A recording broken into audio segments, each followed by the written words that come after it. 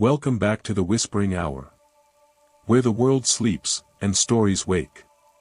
Before tonight's tale begins, don't forget to like the video, comment where you're watching from, and tell us what kind of stories you would love to hear next. And subscribe, so you'll be here when the next story wakes. Now, let's begin.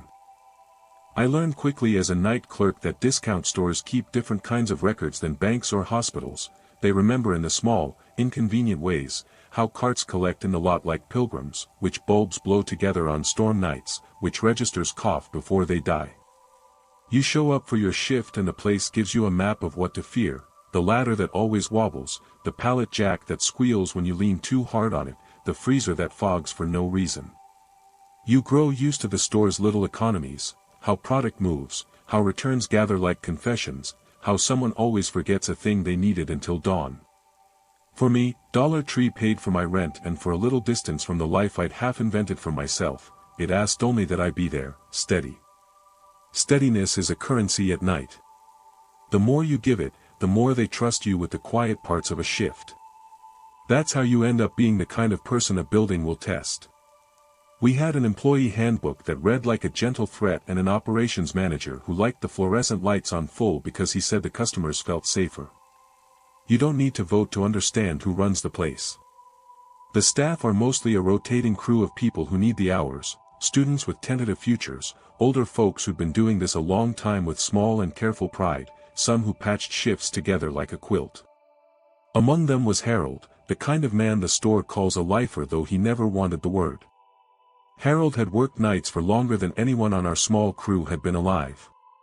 He knew the keys to every cabinet and could tell you with a confidence that felt like the truth where the cheapest winter gloves were kept hidden against a snowstorm.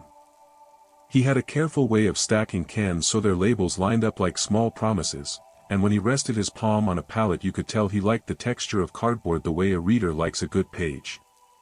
People respected Harold because he was consistent. People trusted consistency unless it started to do strange things. The first time I heard someone talk about Harold after he was gone, it was a whisper in the break room, two women folding shirts, steam from the coffee machine making halos above their elbows. He never really clocked out, one said, and the other laughed brittle and asked if the speaker meant he just forgot. The phrase, "never clocked out," fell between them like an accusation that could be handled with HR, but it hung in the air in a way that made the coffee machine seem too loud. If you've been around a place long enough you learn to be economical with astonishment. Harold had always been a regular fixture in the store's social inventory, a man who ran his shift like a ritual. We joked about him in the same way people joke about relatives, fond and slightly afraid to speak too loudly. The idea that someone hadn't clocked out was a managerial sin. The idea that someone could still be walking the shelves after a human life had ended felt like a superstition you'd only tell to keep your hands busy. Harold fell sick the week after Christmas. He came to work looking thinner, like a book whose spine had been opened by someone who wanted to read quickly and then closed it again without putting a bookmark. He coughed in the aisle where we keep the cheap batteries and made a small joke about needing a fresh pack for his lungs.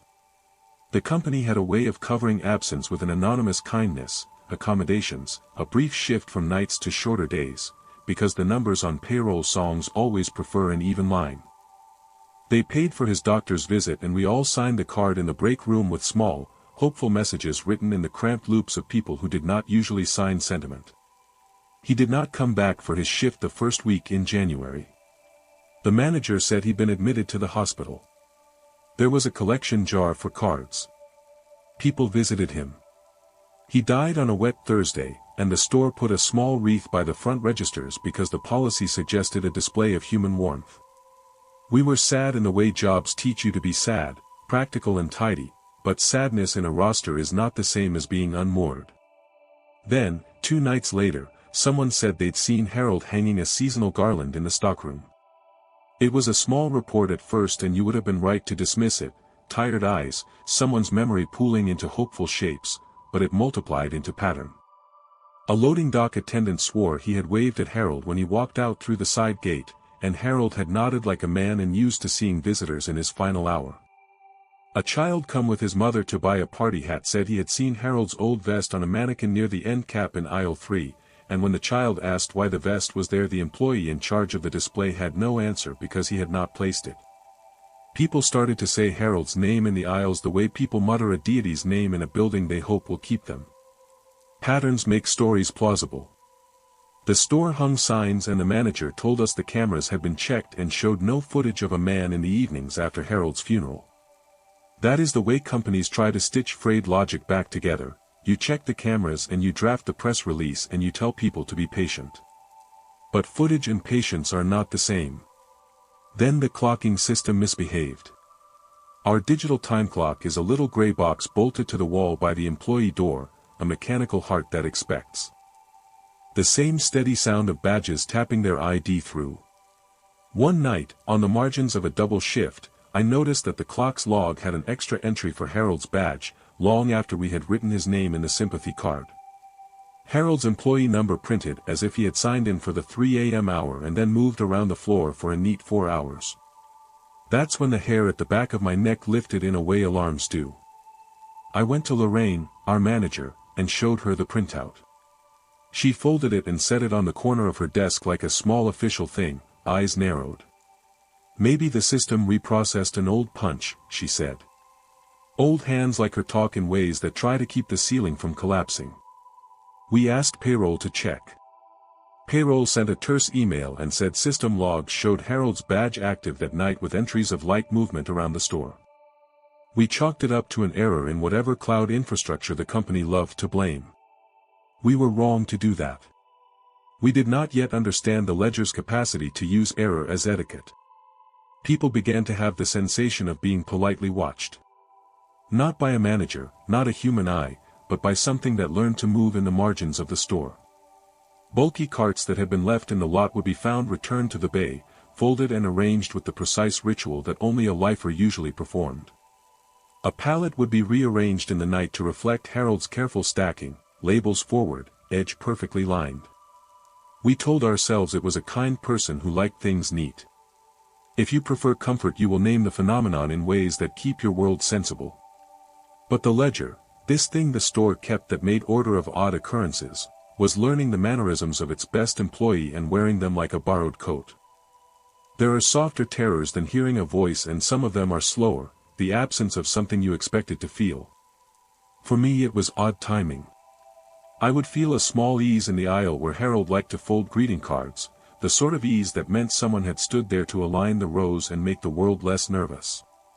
The next breath I would reach for a box and my hand would find it already stacked, the top crisp, edges straight like someone had done the work and left no fingerprints. It is a kindness that reads like a betrayal. Someone is performing your work when you are supposed to be earning your living by performing it yourself. You try to be grateful because it keeps the store neat, but gratitude can be a blindfold when the thing that gives you neatness is not alive in the way you understand life. The camera feeds were the last instruments you trust, because cameras have the comforting fiction of being impartial. We pored over footage that had the brittle honesty of cheap lenses. For a while the feed said nothing, a still frame, a blacked-out second, a jump that looked like a dropped packet. Then, on a 13th night of quiet, one of the cameras caught a figure we all knew. The image was not perfect. The dome glass distorted the angles into an ugly fish effect, so the man looked a degree thinner than he should have. But the vest was right, the way he rested his palm on a pallet was right, the small practiced motion of peeling tape and folding cardboard like a page was right. It was Harold.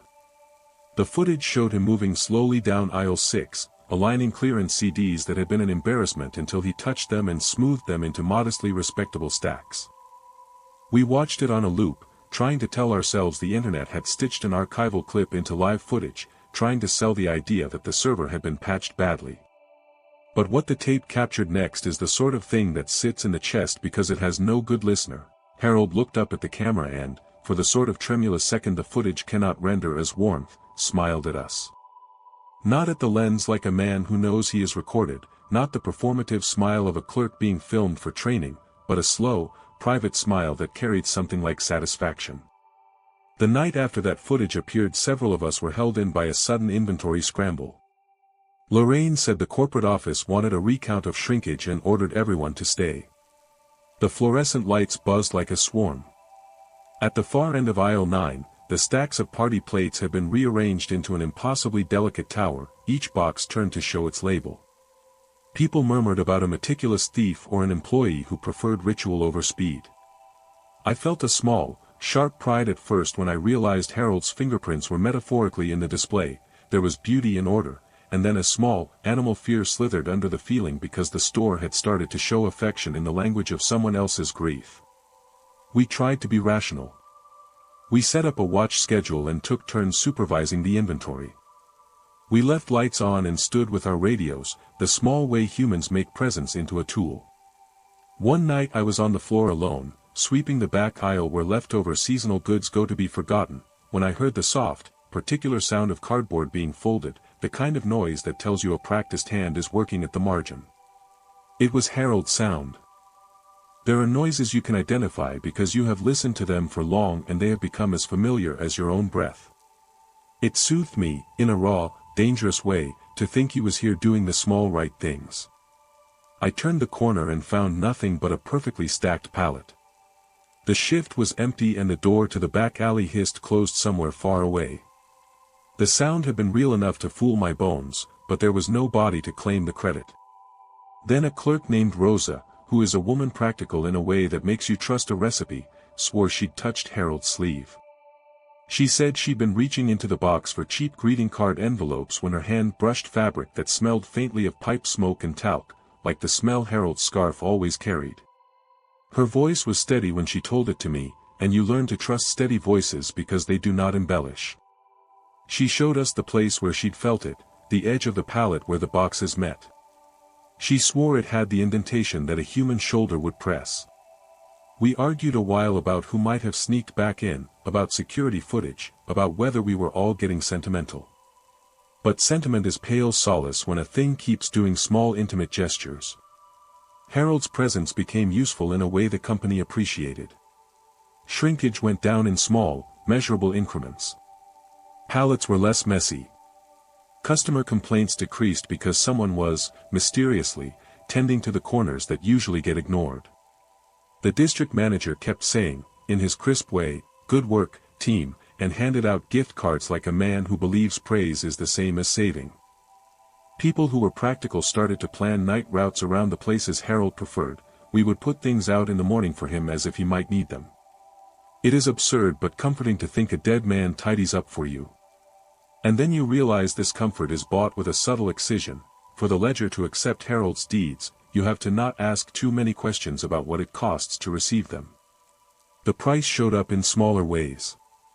I found my keys in the freezer one morning, a thing that was not convenient and nearly ruined my day because frost and jagged edges are not good for metal. I would find notes in the lost and found in Harold's handwriting when I know he had not written them. Once I found my name on a little slip tucked into the tape bin with a kind, tidy instruction, "Keep this on the low." My first thought was gratitude. My second thought, slower, was irritation. Who had the right to perform kindness on my behalf without asking? That feeling multiplied. Being tended to is not always a blessing when the tending rewrites your agency. And then the ledger asked for a witness in a way it had not before. One night the time clock printed a slip that wasn't a time at all but an instruction, Associate 314, Witness Harold, sign. It had my employee number as if the device had mapped the person who would be faithful. I remember reading it and feeling a weight like a palm on my shoulder. Lorraine told me to sign and file it per protocol, witnesses for inventory, witnesses for shrinkage, witnesses for odd returns. But the ledger was not just asking me to sign paperwork, it was asking me to accept that the store's way of being tidy could be morally negotiated. Signing felt like collaborating in a small theft from whatever had been Harold's life. Refusing felt like denying the comfort of the tidy aisles he produced. People split the difference. They filled out the forms, they used Harold's name, they pretended the paper was all the union between the living and the ledger required. In the end I left because the small costs crystallized into something I could not find a practical reason to pay. One night I stayed late finishing a recount and found the clock tape with Harold's number glowing like a piece of evidence on the desk. I thought I could be brave and not sign, that I could resist the ledger's polite requests. But I was tired and people expect you to be useful, and it is harder to refuse when refusal means walking away from coworkers who still need you. Lorraine didn't pressure me. She simply looked at me as if to say the world takes what it needs and sometimes we have to let it. So I signed the sheet because it seemed a kindness to the manager and to the customers, and I thought in some small way it would help them sleep.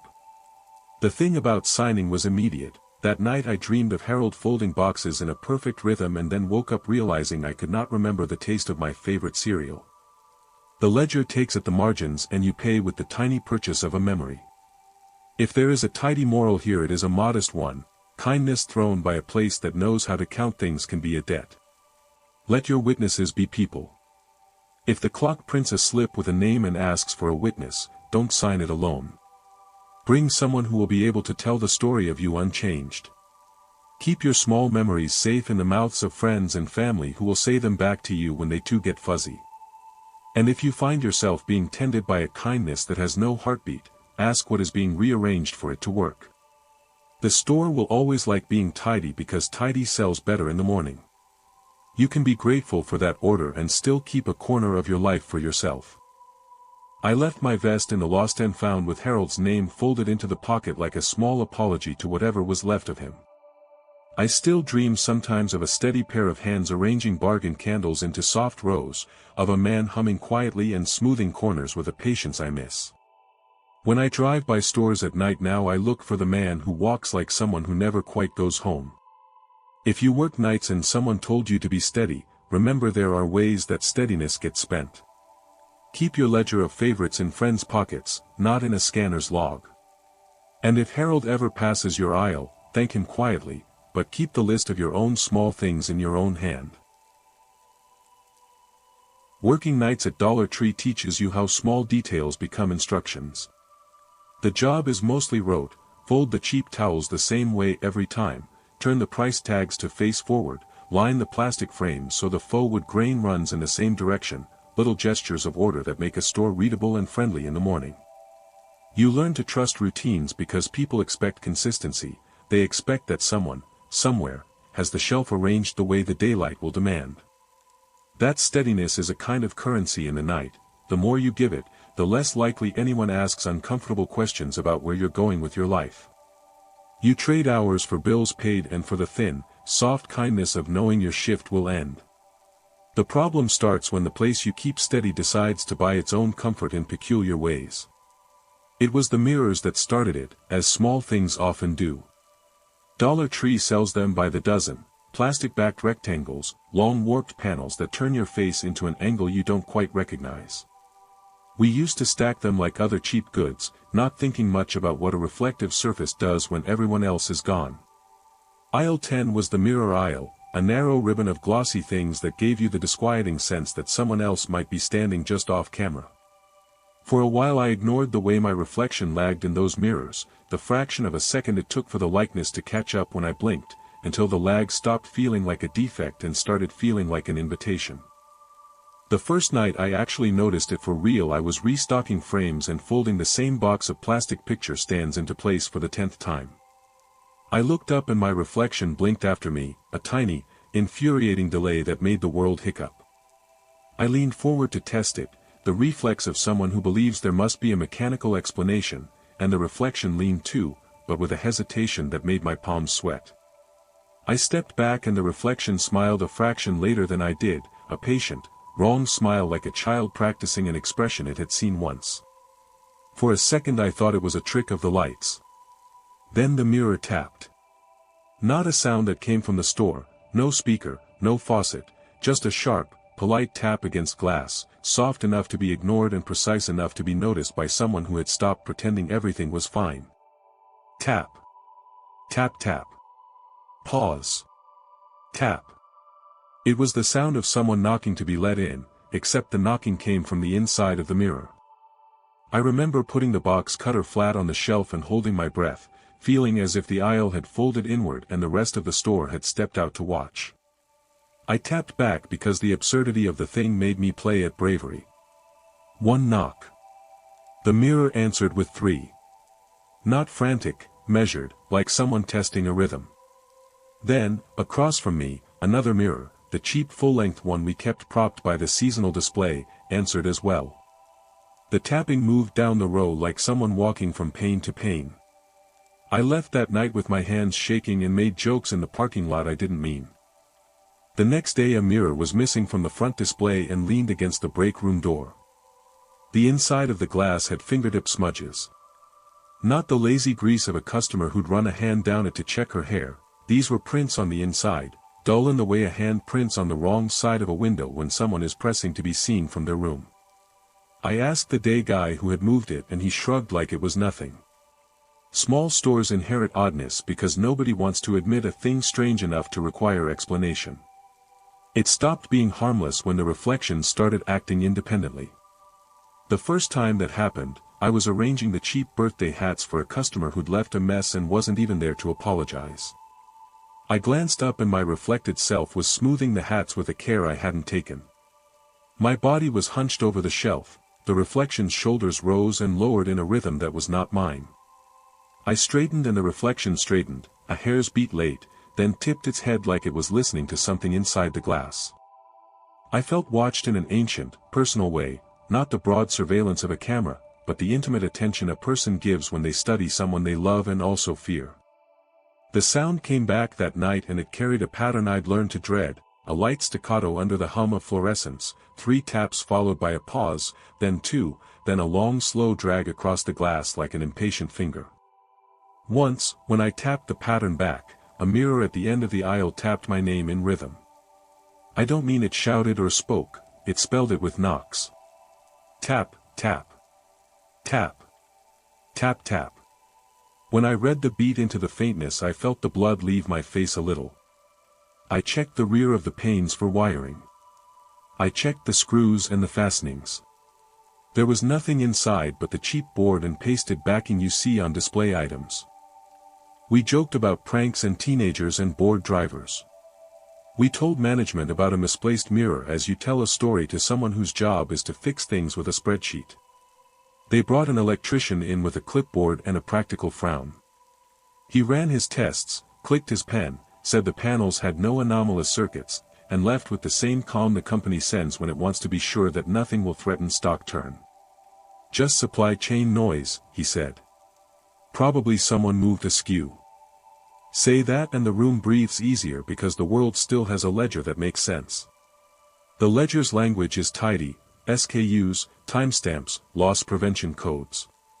It doesn't speak in taps or names. But the mirrors learned to talk in a currency we didn't register at first. They asked for things in a way that sounded like directions. Place the white frame in the 3rd slot. Stack the candles with edges aligned. Say the name aloud. At first I thought saying the name was a kind of ritual people invented to suit themselves, like blessing a thing with attention. Then one night the mirror told me to say my own name. It wasn't voice. It slid syllables into the silence in the timing of taps. The first syllable 3 knocks, the second syllable 1. It was my name in tiny percussion, and when I realized it I felt both foolish and naked. I didn't answer. You're trained to be a functional worker, don't dramatize, fix the problem, meet the numbers. But the mirror's rhythm stitched itself into my chest and I heard my name from the glass as if someone else had whistled it through a closed window on purpose. I began to watch myself the way you study a fever. Mirrors live by your habits. The more you look, the more they reproduce you. When they start to alter the mirror image you've worn your entire life, the alteration becomes a theft. People on nights aren't supposed to take dramatic stands, they're taught to pick up after someone else's mess. So we tried to be pragmatic. We moved mirrors back to the pallets, taped them to the frames, stowed them in the back.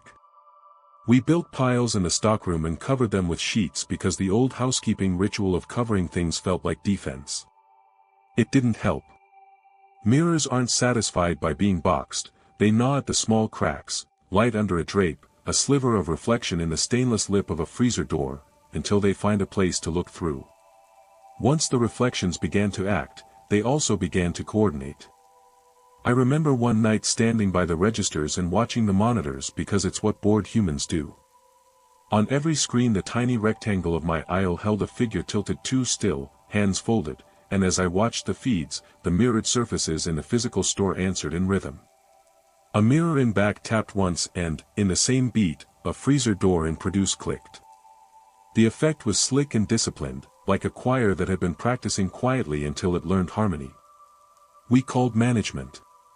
They called IT. IT cataloged the events and then recommended a firmware update and a protocol nobody really had time for.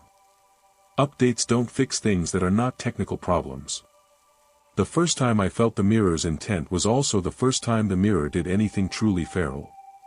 I was in aisle 10, folding a stack of cheap frames so the faux grain lined up, when the reflection in the long pane across from me moved independent of me and smiled, a slow, humanless smile, and then raised a hand and drew a name on the inside of the glass with fingertip condensation. The letters were clumsy and small, M-A-R-I-A.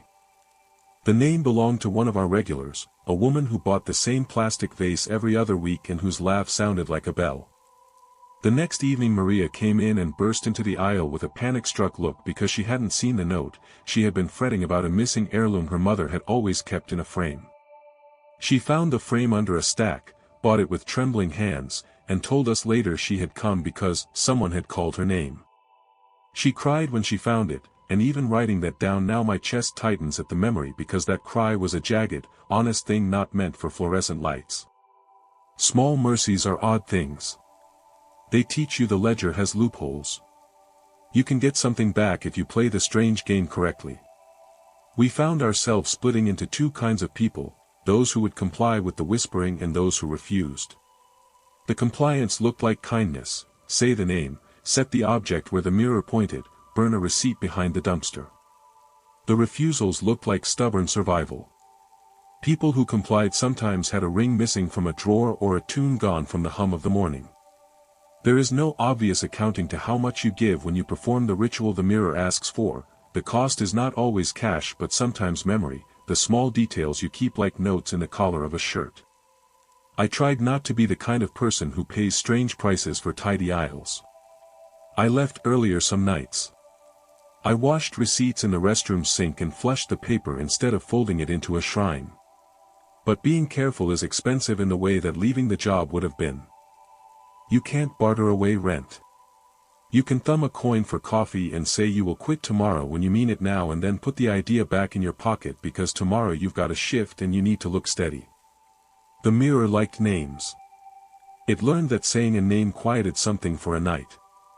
It learned that the ledger loves closure more than it loves people.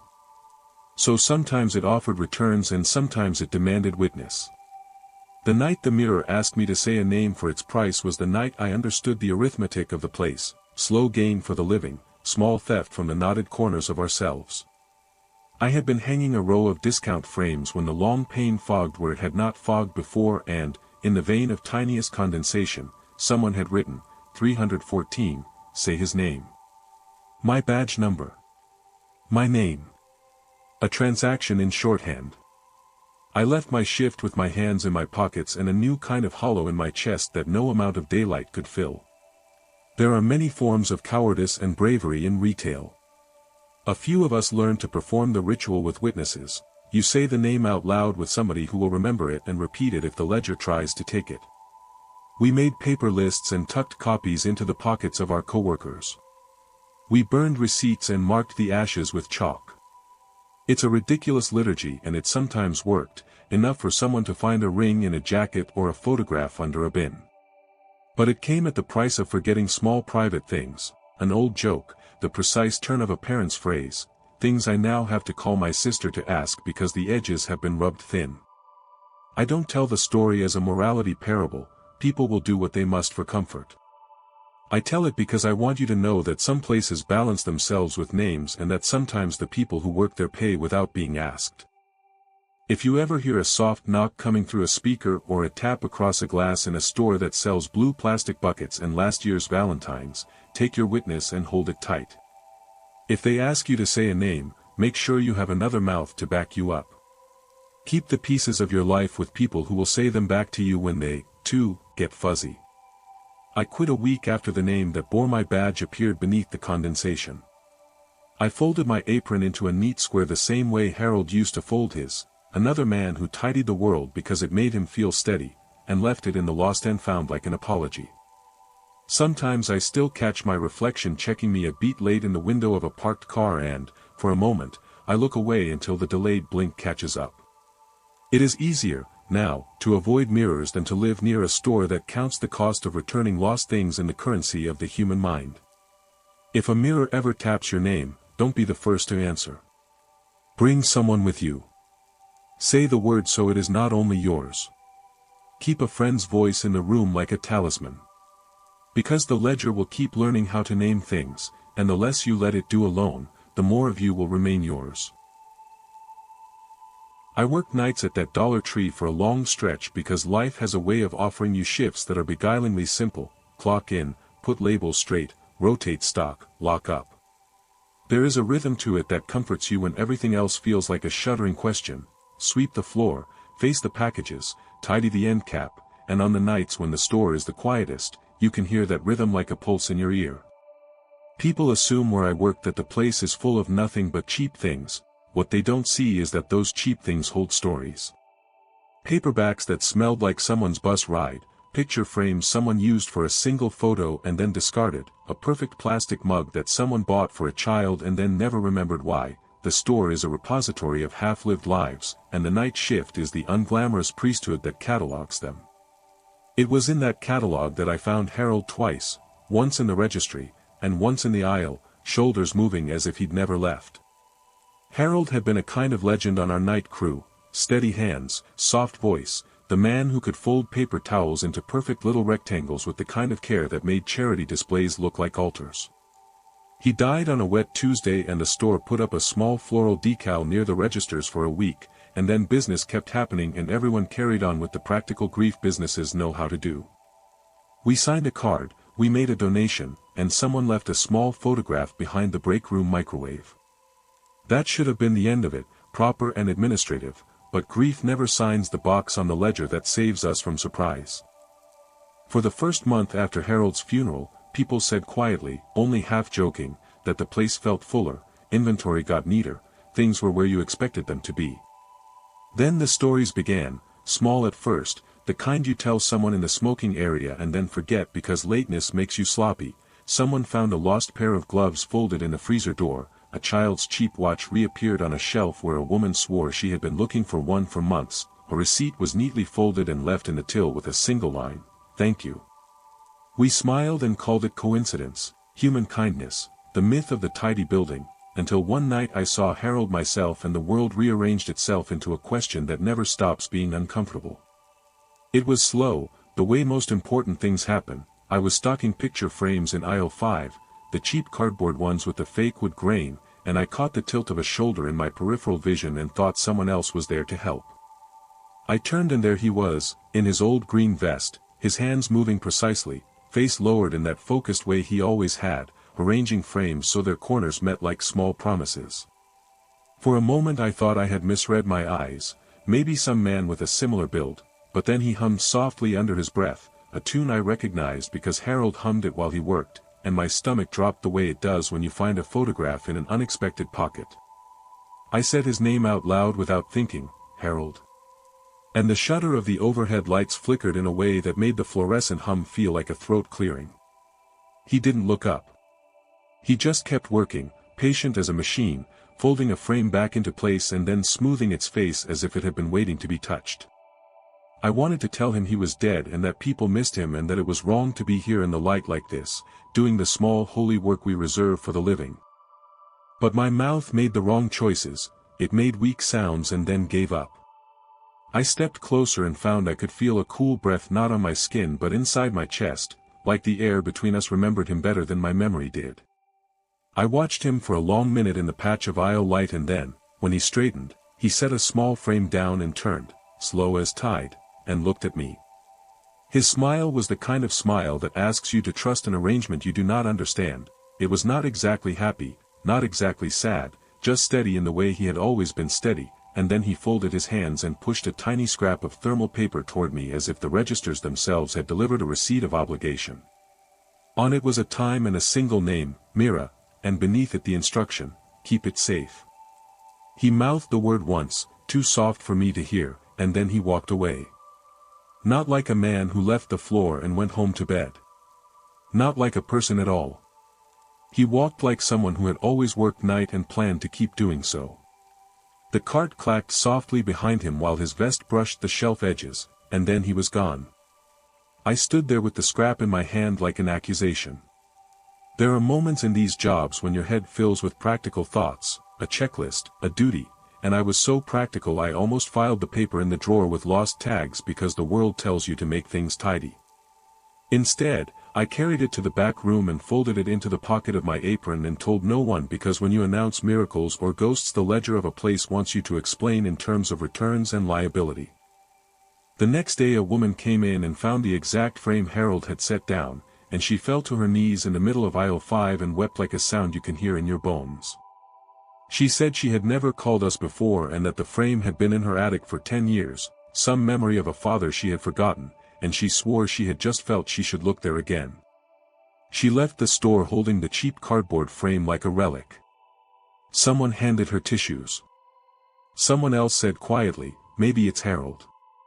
Then the ledger, the company software, the managers with their neat faces, brushed it off as luck, a bunked return that matched a claim, but the night crew felt it as a weight. There is a kind of consent that happens when a building starts to do the small mercies of a person. You can use it, or you can refuse it, and refusing looks like an ethos of pride when all you have is hours to sell. A few people refused. A few of us decided to follow Harold's little actions and see what they brought. That was when the cost became clearer. Harold's help was not free. He would put something back the world had misplaced, and in exchange the person who received it would feel a little thinner the next day. Not physically, not in a way that the doctor would sign off on. You would open a cupboard and forget the color of your sister's eyes for a breath. You would call someone and not know their birthday. Nobody left with a consolatory bill, no invoices, no clear arithmetic, but the small losses began to knit themselves into a pattern. People whispered about names that had slipped like coins beneath cushions. One clerk who swore she had never been taken by sentiment woke one morning unable to remember a friend's nickname she'd used since childhood. Another who refused to accept anything Harold placed in a cart said that night the store had been livelier in its lights and sadder in her sleep, as if the building had compensated for what it hadn't been given in human currency. I watched Harold for days after that. He would appear at odd moments, the way a habit haunts a place. He'd sweep an empty aisle with a precision that made the plastic feel like it was being massaged into order. He'd triangulate a stack of frozen dinners so the boxes faced the walkway. He'd tuck a loose greased receipt into the seam of a magazine so the next person in line would find a note that solved a small, ridiculous problem. Each time he worked the shelf, someone's trouble would be mended, quietly and perfectly, like a tailor fixing a ripped hem without charging for the labor. We started to keep a clipboard of the things that had returned while Harold appeared, lost watches, missing ID cards, photographs that someone swore were gone, and we counted them not with triumph but with an edge of fear. There is always a price, when a place borrows kindness without asking your permission, and the price here seemed to be the handful of private facts the store took as payment. I found this out the night the ledger wrote my name. It came not as a bill but as a soft, terrible suggestion. A small frame Harold had placed in the returns bin was tagged with my badge number, my initials scrawled in thermal ink in a corner like a tiny signature. Underneath someone had written, in handwriting that looked disturbingly like Harold's, only neater, the line, "Witness, say name." I felt my throat close the way it does before you cry, a quick cold clamp. I thought, no. That will be the line I refuse to walk. So I tore the tag off and burned it behind the dumpster, the flame swallowing a receipt and a tiny paper with an instruction I didn't give. I thought that would end it. It did not. The next morning I couldn't remember the middle initial of my father's name. Not because someone had told me not to, but because memory had managed to slough that small fact away. It was a trivial loss, stupid and reparable and embarrassing to admit, but it matters because our private facts are how we anchor from the world. I started keeping a notebook with small things, my sister's preferred coffee order, the name of a street we used to drive on, a joke my mother told the way she always did. I wrote them down like talismans in a cheap spiral, and whenever I felt a small fact slipping I would read the list aloud to a coworker. Witnesses, we discovered, are the currency that keeps the ledger from insisting on itself. Some people asked Harold to stop. Others asked him to help more. He responded in the same patient way, he would not be belligerent. He was precise, an instrument of small corrections. Once he replaced a toy a child had lost and the child laughed and it felt like redemption for someone in the aisle who hadn't had joy in months. The woman who found the photograph swore she slept better that week. But the old rhythm returned inevitably. Someone would later call and mention fogginess at the edge of a memory. You can trade for a return thing if you can afford the forgetting, and most of us think we can afford small forgettings, until the list of missing things grows long enough that you notice you've spent a piece of yourself. I wrote Harold a note one night and tucked it into the fold of his vest, a little human test: if you are here, don't make me lose things I won't get back. The next evening he folded 3 frames and set them in the lost and found with a napkin that smelled faintly of his aftershave. The napkin had a word stitched into the corner in heavy ballpoint ink: home. I kept it in my wallet for months, and then one afternoon I realized I'd forgotten where I put the wallet and couldn't remember the name of the street where I'd grown up. The napkin was gone from my wallet. I asked the other clerks if they'd seen it and they shrugged and said, "Maybe you moved it." Memory keeps you honest and then it betrays you in the smallest ways. There came a night when the choice was made for us with an economy that didn't require moral debate. Harold pushed a small box of photographs onto the returns counter and the camera that watches the lane for shrink and theft flashed his image in a way the monitor couldn't reconcile.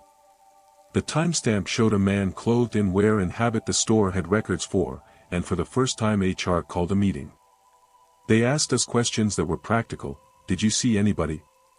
Did anyone enter with a vest? And when everyone answered in their reasonable ways, the HR woman placed a folded card on the table. It had Harold's name printed in neat font and nothing else. "We're closing this as an unresolved item," she said in a corporate way, meaning they had no policy and no appetite for metaphysical bookkeeping. We were asked to stop telling stories in the break room. We were asked to stop making lists. Of course we complied in appearances, but in the margins we kept watching. The phantom of the store had become something operational, a part of Knight's way of making order. Eventually I quit because pennies of memory began to cost me more than wages replaced. I couldn't stand the small thefts any longer. The morning I left, I walked aisle 5 slowly and touched each cheap frame like a benediction, and when I reached the spot where Harold often stood I left a note: "Thank you. Keep him steady." I slipped it into the seam of the shelf and then I left my apron in the lost and found with Harold's napkin folded into the pocket. He is still there, my friends tell me. If you work nights and you listen to the low hum between the aisles, you might feel the careful slide of a hand smoothing cardboard into place, the small kiss of order. Sometimes people will tell you to avoid bargains with buildings, but buildings do what they must to stay tidy. If you ever take a piece of your life back because a machine arranged it, keep witnesses. Say your names aloud. Put your memories into other people's mouths. Don't let your small facts be paid off in the currency of forgetting. The store will do its favors, quietly and well, but favors carry a due date. Remember that when someone in a green vest sets a frame gently in front of you, say your name loudly, write it in 2 places, and put a friend on the night shift to always be with you. Sometimes I wonder what would have happened if I'd stayed a little longer, if I'd kept trading tiny, invisible pieces of myself the way the others unknowingly did. There are nights when I catch myself repeating the same slow, careful motions Harold used to make, straightening the corner of a photograph on my desk, folding a receipt in half before throwing it away, smoothing the edge of a cheap frame like I'm settling it into the world. Habit is contagious, especially when it's born from someone who loved order with a tenderness most people reserve for living things. And sometimes, when I do those motions without thinking, I feel something like a breath at my shoulder, not cold, not frightening, just there, like a patient reminder that the work he did in those aisles didn't end just because mine did. Last week, I opened a drawer I hadn't touched in months. Sitting perfectly centered inside was a single Dollar Tree price sticker, blank, except for a tiny pencil mark in the corner. A mark that looked like the top of an H. I should have thrown it away. Instead, I closed the drawer gently, almost reverently, the way I used to watch him do with boxes and frames. I don't know if Harold is still trading memories for small miracles. But if he is, I hope he's careful with the names he keeps. Some people lose things so quietly they don't even feel it happen. And some stores, once they learn the shape of your life, never really stop tidying you. Working nights at a Dollar Tree is the sort of job that tutors you in small, particular kinds of attentiveness, the exact angle to line up a shelf tag so a barcode scans clean, the rhythm you use to slide a stack of paper plates until their edges are perfectly even, the way to move your body so a customer won't notice an empty slot until it's filled. It's not glamour, it is habit, and habit becomes identity if you keep at it long enough. Elliot was the man who taught us that lesson without ever teaching it. He had been doing nights longer than anyone remembered, a quiet technician of order who treated the cheapest plastic with the same slow, holy care some people reserve for family heirlooms. When I first heard about him he was already legend, the worker who could tidy a mangled end cap into a thing of small pride, who could find a misplaced receipt in an hour when the rest of us would have given up and told the day shift to handle it. He died in the stockroom one wet January, a heart that simply stopped between pallets of canned soup. We signed the condolences, the company sent a sympathy wreath, HR walked through the motions. We did what people who have to keep stores running do, we buried grief in procedures and kept showing up. But grief, as any night clerk learns, does not disappear at closing time. Instead, it leaks into routines, and in a place that thrives on repetition, leakiness becomes a language. The first time I noticed Elliot after he was gone it was a small, mundane mercy that caught me. A lost child's plastic watch returned to its original display by morning, cleaned and clipped on a peg it had never fit before. Someone thanked the night crew at the counter and left with a kind of stunned relief. We said it was luck, that a customer had found it in the parking lot and brought it in. Maybe someone did, the story would have ended there if it hadn't kept happening. Shelves aligned themselves in ways that matched the old man's style, labels forward, caps turned, prices taped squarely in the middle. Returns showed up neatly folded into the lost and found as if a patient hand had taken time to tuck corners. Little things, but in our work little things are the scaffolding of livelihood. A missed tag can mean a lost sale, a misshelved item means someone doesn't find the prayer candle they came in looking for. We began to chalk it up to night shift mythology, the kind of benign ghost story co-workers tell each other to keep the long hours from darkening into despair. Then the notes started to appear, small scraps of thermal from the registers, folded and slipped into pockets or tucked under stacks of napkins, with handwriting so faint you had to squint to make out the pencil marks. "Check aisle 5 first," one said. "Put the blue mugs on end cap 2, another. The practical specificity of the messages made me laugh the first time because they were the kind of thing an old employee would scribble to be useful. The laugh got caught in my throat when the instruction matched exactly the next misplaced item I encountered. It is one thing to imagine a ghost, it is another to have that ghost begin to run the place the way a human would, quietly, helpfully, bureaucratically. That's when the ledger of the store started to complicate itself. For every small returned good someone received, there seemed to be an equally small forgetting elsewhere. A woman would find a photograph wedged behind a stack of frames and go home grateful, and then, on her morning call, she could not recall the name of the street where she'd fallen in love. A clerk who took the extra shift so his family could pay rent woke one day unable to summon the nickname he'd called his brother all his life. It sounded absurd when we tried to frame it as exchange. What currency could pay for a returned child's toy other than nostalgia? Until, having been on the receiving end of one of Elliot's tidy miracles myself, I learned the arithmetic of that trade. I suppose I should tell you now how it sat with me the first time I found something Elliot had placed, a cheap cardboard frame, the sort you buy to mark a small triumph and forget in a drawer, set precisely where a customer coming later would see it. In the small quiet after the door chimed and the last car left the lot, an older woman went from display to display with the kind of attention that says she's looking for a particular memory. She found the frame and broke into a sob, something old and hard and unlocked right there between the fluorescent lights. She said later that she'd been scouring attics for a picture her mother had kept for years and then misplaced, and the frame somehow held the shape of the memory she'd been searching for. I felt good in that moment in the way people feel when they perform a kindness, but the feeling curdled the next morning when I scribbled my name on a small pad and later found I could not, for the life of me, remember the color of the first car my father owned. It was an absurd theft, and yet the ledger, that quiet accounting the store makes of things in and things out, was beginning to demand something more than gratitude. People started to experiment with ritual, which is another way of saying we tried to make contracts. If the store wanted to be useful to the kind of grief people secretly carry, we decided it should be paid in witnesses rather than in missing facts. So we became meticulous. If a frame placed itself and someone reclaimed a photograph, two of us would be present, we would say the name aloud and we would write it down and hand the paper to the customer. It felt ridiculous and urgent all at once. It sometimes worked, the returned things fit back into places they belonged.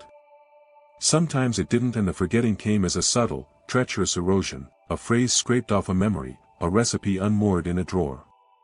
You start to notice the pattern. Favors granted ask for the smallest, almost useless pieces of yourself. Elliot's presence in the store was at first a convenience that warmed into an obligation. We began to keep a running list of the returns linked to him, not in a ledger you'd give to management but in a battered notebook that one of us kept hidden beneath the cleaning supplies. Lost lanyards, a child's bracelet, an old key without an owner, items that, if you thought about them for long enough, began to read like a map of people's lives we'd been given permission to mend. The longer the map grew, the more precise the store became in asking for payment. It was never blunt. The store never banged a tray at me and demanded coins. It nudged, light and bureaucratic. The price would be a name, or a time, a line from a lullaby, the precise shade of a house a cousin once lived in. The first time I refused, it felt like a small rebellion. I burned the little slip of thermal the way you burn a cancelled check and told myself the next morning that would be the end of it. But the loss still came, not like a thief in the night but like a clerk who fillets details by habit. I could not, for a day, recall the middle name of a friend I'd known since childhood. The missing piece was tiny, almost invisible to anyone else, but to me it was an anchor that had been pulled. That's when the choice made itself obvious: use what the store offers and accept the slow attrition, or refuse and live in a place that increasingly feels indifferent to small repairs. Some of us adapted rituals to cheat the ledger. We wrote names down, we told them out loud to people who promised to repeat them back next week, we left small offerings in the lost and found. It is a ridiculous practice to teach yourself to barter with memory, but we did it because the alternative was to watch people leave the store with one thing regained and another quietly missing and believe miracles were cheap. One night, pushed by both curiosity and a tired, practical compassion, I decided to test the edges of this trade and I followed Elliot when I thought he might be doing the work himself. I stayed late, pretending to final count inventory, and when the floor was a plain wash of fluorescent I wandered past aisle 5 where he'd been seen before. The lights had that soft, dead hum nights give. The air smelled of floor cleaner and old coffee. And there he was, not a shadow, not a trick of light, but a man in the old green vest moving with a care you can't learn in a training manual. His hands folded plastic frames with a gentleness that read like absolution. He looked over, just once, and smiled with a patience that made me think of all the small, human scandals people will forgive when they see the shape of good done without spectacle. He did not speak. He set a frame down, pressed something into my palm the way a person presses a coin into another's hand. A scrap of thermal paper. On it, a time and a single name and the word witness. He mouthed something like please and then was gone, as if his job could not be the same if he lingered to be noticed. I walked home that night with the scrap burning a little heat into my pocket and a foolish hope that I could keep one miracle without paying anything for it. I couldn't. Over the next weeks less and less of me stayed private. I told my sister an old joke I'd always loved and realized that the second-to-last line had withered in my head. I could not remember the exact cadence. A neighbor's favorite recipe became fogged in my memory. It is a petty theft, and petty contains a special cruelty. You don't notice the hole until it's been used to let the light in and out of other people's lives. People began to speak of Elliot in different tones after that. Some revered him for returning things they considered priceless, some watched their memories like coins in a pocket, afraid of being robbed by the kind man in the vest who polished cheap frames in the night. Management noticed only in the way organizations notice anomalies, sharpened metrics, less shrinkage, neat displays, happier morning customers. They instituted protocols about lost and found and asked us to log every returned item. They never asked whether the returns had any cost attached because companies are not in the business of accounting for human particulars. In the end, I left because the arithmetic of being useful had become an act of slow surrender. I could not justify trading away pieces of myself so the store could be tidy. On my last night I walked aisle 5 slowly and touched every frame as if blessing them, and when I reached the corner where Elliot had most often been seen I left a short note tucked into the seam of a shelf. "Thank you, be careful, keep the names." I dropped my apron into the lost and found like folding a flag, and I walked out into the parking lot where the air tasted like old coins and fluorescent light. The building hummed behind me, precise and patient. If you ever find yourself beneath the cheap green sign when the world is asleep and someone in a green vest offers you a small mercy, take it if you must, but do not forget to take a witness with you. Say the name out loud, write it twice, put it in another person's mouth so the ledger of a building can't tidy you into not remembering who you are. Buildings learn your habits, and sometimes the thing you least suspect is willing to pay attention to you will keep a ledger of your life for its own sake. Be careful what you accept from a place that remembers. There are nights, even now, when I sit alone in my apartment and feel that faint tug at the edges of memory, the way you feel a loose thread on your shirt before you notice it unraveling. It's never dramatic, never frightening, just a quiet suggestion that something wants to straighten the corners of my life the way Elliot once straightened the corners of cardboard frames. A receipt I don't remember saving appears tucked into a book. A grocery list I never wrote is folded neatly on my table, arranged with the same methodical handwriting the old man used on price labels. I'll reach for a cup and find it aligned in a cabinet with the precise angle he favored, or I'll notice that a small sticker from some forgotten product has adhered itself to my wallet like an old loyalty token. None of it harms me, none of it helps me, it simply reminds me that places that learn you don't unlearn easily. Sometimes I think about going back, not to work, but just to look at the store from a distance, to see whether the windows glow with that careful brightness the way they used to when Elliot moved through the aisles like a patient tide. But I stop myself, because attention is currency, and returning is another kind of invitation. The quiet keeps better boundaries when you do not stand too close to the places that kept count of you. And so I let the store be a chapter that ends with the soft closing of a door rather than the opening of an old ledger. If I forget small things now, I write them down quickly, not with fear but with respect for the arithmetic that once kept me. And on certain nights, when I wake to the faint sensation that something has passed through the room, leaving the air a little straighter than before, I do not reach for the light. I simply whisper my name into the dark, twice, the way we used to when we wanted the store to give back what it borrowed, and wait to feel my memories settle into place again. Places remember what you let them hold. And some hands, even after death, keep tidying long after you've walked away. Working nights at a Dollar Tree teaches you to pay attention to the small mechanics of things, the way a pallet breathes when the humidity changes. The precise sound a squeaky wheel makes when it decides to slide left or right, the way cheap plastic will settle in the same fold if you push it carefully enough. You learn to read the store not as a stack of goods but as a machine with moods. It can be tired, it can be tidy, and sometimes it is oddly selective about who it lets in. Cart number 7 was one of those small mechanical things that seemed almost too conscientious for the place. Smooth wheels, a polite squeak that rarely showed up, the kind of cart that made other carts look ham-handed. For a while we were grateful for its quiet reliability. It moved like someone who knew how to be useful without gossip. But little habits become signatures in the hush of overnight work, and signatures are the first thing a building will mimic when it wants to teach itself a mannerism. The first time I noticed cart number 7 doing something it should not have been doing, I chalked it up to fatigue. I'd shut the stockroom, pushed the cart to the corner where the mop sink hummed, and gone to fetch a new box of seasonal mugs. When I came back it wasn't where I'd left it. It had rolled maybe a foot, the handle turned at an angle like someone had paused to look over a shoulder. We get used to little shifts, breeze from the loading bay, an inattentive coworker, but that night the move felt deliberate. It wasn't the cart's noise or position that unnerved me so much as the sense that it had changed its mind while I wasn't watching. Over the next few days the incidents multiplied with the patient pace of something learning to speak. Cart number 7 would be in the back, and then, without any human in sight, it would appear in the middle of an aisle. It never toppled, never knocked anything over, it just found places to wait. Once it made a slow, obvious arc around the pallet of clearance toys and came to rest facing the store entrance, like a watchful thing waiting for permission to leave. We laughed at first, because laughter is what you do with small fear. We joked about the cart having a mind of its own, about the store being haunted by a tidy engineer. But the jokes became thinner as the cart's movements acquired pattern and preference.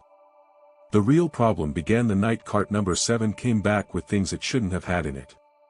I was rebuilding an end cap of cheap frames when I heard the soft roll of wheels that now, in my head, had a voice. I turned and found the cart sitting where I'd last seen it, but it was full. Not with today's returns, not with the day's overflow, it was packed with old, nearly obsolete items, a packet of stickers from an early promotion we no longer ran, a deflated mylar balloon whose silver had dulled, a box of candy with packaging that used the old logo, a Valentine card sealed in plastic with a heart that looked manufactured in another decade. The dust on those items had an old smell, paper and time and something like attic air, and the price markings were from long-removed systems. It wasn't accidental inventory. It was as if someone had walked through the years and gathered up things that had been lost to memory. I lifted one of the pieces, an ugly plastic frame with faux wood grain, and found beneath it a thin slip of thermal paper with a single line typed in the store's font, 311, forgive. No customer name, no SKU, just the phrase like a whispered instruction. The cart tilted toward me then, an infinitesimal inclination that read like attention. I put the frame back and walked away slower than I wished, feeling oddly as though I had been chosen to be the witness. People tell themselves practical stories when there are holes in logic. Maybe someone was using the backroom for storage. Maybe a day-shift clerical error had mixed old returns into new shipments. Maybe it was a prank. We ran through each explanation because it keeps fear from having the last word. But patterns carve their own gravity. The cart kept showing up with things, a child's plastic soldier without the paint, a greeting card folded in half as if waiting for a hand to write inside it, a receipt long faded to the color of old bones. These items were never ours, or at least not in any roster I could access. They looked like scraps of other people's histories dumped into our aisle. Worse, the cart seemed to place them with a kind of etiquette, near an aisle a customer had been known to pause at, in the spot a grieving woman once stood searching for a picture frame, along the shelf where a man used to line up prayer candles and then, one week, stopped showing up altogether. Receiving these things felt like being dragged into someone else's ledger. You were asked to account, to hold memory in an inexpensive cardboard frame. We started to notice the small returns, customers who found old things they claimed they had lost years before, and the gratitude was always immediate, awkward, and large, like people who had been given a second chance by a machine they didn't understand. There is a certain economy of attention in a small store at night. You learn which things to watch and which to let be. You tell yourself that the cameras cover everything and then realize they do not care for the anecdotal. They give you frames and timestamps and flat logic, but they do not take into account the way things ask for witnesses. We put out a camera on the back wall, and for a while the feeds were dutifully blank, an empty stockroom, a pallet, the humming compressor. Then, on a jumpy clip at the margin of midnight, the monitor showed a slow, almost gentlemanly movement, cart number 7. Wheels nearly silent, pulling up beside a pallet and being loaded with items that had no barcode we could trace. The time code flickered in the corner and there was a blank second, a dropped packet as if the server had lost attention. In that blankness the cart seemed to come alive in a way that cameras do not like. It behaved like a courier bringing messages from a place that prefers not to be catalogued. IT called it an anomaly. Management called it a maintenance issue. I called it a thing that had learned to choose. One night it chose Brooks. He was new, thin, nervous, the kind of kid who laughs in the wrong place but works hard because he needs the hours, and he was the one who stared like he'd seen someone from another life. He called me on the walkie in a voice that sounded like it had been washed in cold. "You gotta see this. Right now." I jogged over and found him standing at aisle 10 with cart number 7 parked politely in front of him, loaded end to end with mirrors. Not the ones from that aisle, these were odd mirrors, cracked on the edge, gilding flaked, some with stickers I'd never seen. They were all angled toward Brooke's face. He was pale, his eyes wide. When he looked into the largest of the mirrors he wasn't looking at himself so much as at a version of himself that blinked wrong. "It mouthed my sister's name," he whispered. "I saw her when she was 6. We wrestled with how to respond. You could call nonsense on it, leave the cart, move the mirrors back to storage and pretend nothing had happened. Instead, we did what frightened people do, we performed small rituals. We turned the cart around. We took one mirror and set it face down in the stockroom. We made lists. We did the work of making bureaucracy our talisman. The cart rolled away at night, then returned at dawn with a new piece tucked into a corner, a photograph in a cheap plastic sleeve of a family that none of us recognized. Someone found it in their lost and found drawer and cried. That she had been thinking of a face she couldn't quite place for years.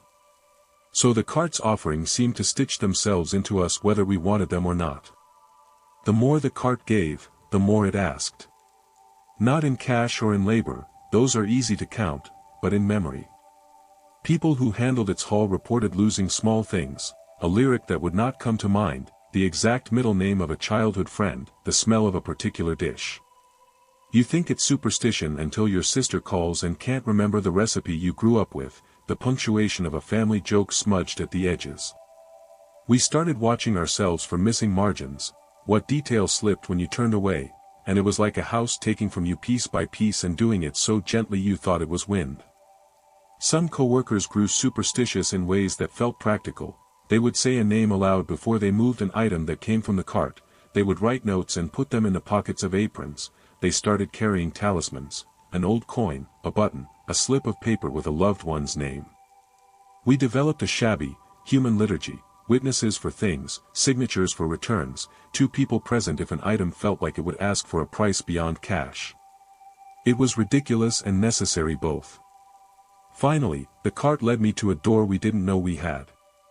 I had watched the cart arrive alone, roll to the back of the hall where the spray paint cans and the long-forgotten seasonal pallets lived, and pause in front of a heavy, rusted metal door with a sign that said nothing an equipment manual would sanction.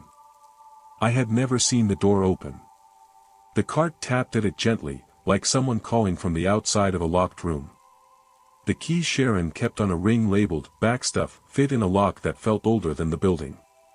When it turned with a reluctant clunk, a stairwell breathed cold air up into the stockroom.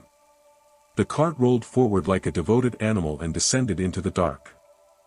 It took things with it, blinkered, careful, as if delivering them where they belonged. From below came tapping, small, measured, patient. That sound lodged in me the way a seed lodges in soil. I wedged a pallet against the door and went home because fear in the face of routine is hard to carry for more than an hour. I didn't go back the next night. I didn't go back the week after. The company eventually sealed the stairwell with a tarpaulin and a green sign that said inaccessible. It was the kind of corporate fix designed to let everyone breathe again and keep inventories balanced. But sealing a door is only a way of declaring ignorance tidy. It did not stop the cart's memory. Items still surfaced in odd places, an old photograph tucked under register 2, a mismatched glove in the freezer aisle, a child's lost toy placed gently on the top shelf where the woman who later claimed it could find it by chance. I quit before curiosity could eat me. Leaving felt like stepping out of a small gravity well. My last week I found a little slip in the cart's basket with the time 3:11 written in the old thermal font and the single word wait. I folded my apron into the lost and found like an apology you don't know how to write and walked out. Sometimes, late at night when the street is the color of old coin and the wind has nothing to say, I pass that strip mall and watch the Dollar Tree's windows. In the glass I sometimes see the silhouette of a cart paused at the door, wheels aligned politely, waiting for a permission it has given itself a dozen times. I hear carts in my sleep, wheels rolling across concrete, soft and certain, the patient tapping of something that remembers how to collect what people lose and to remind them that some losses must be paid for in attention.